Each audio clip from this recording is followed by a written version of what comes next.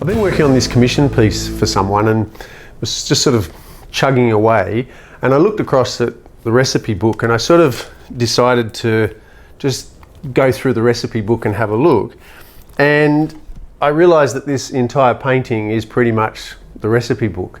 I've tweaked a few colors here and there, but if you have a close look, we've got, you know, the skies represented,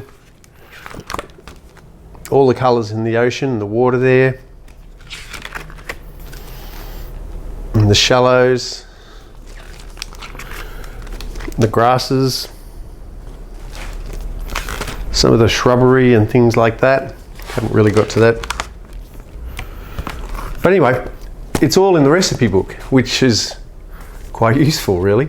The way I paint is a little sort of shambolic. I sort of tend to go backwards and forwards into different parts of the painting. And thinking about it, having recipes is a really, you know, good solid recipes is a really good strategy if you paint that way, because you know what colors to mix up if you need to go back and do anything later on, and there's no real surprises. And I've realized that it's a stroke of genius, and I'm incredibly clever because it really has facilitated that shambolic process that I use.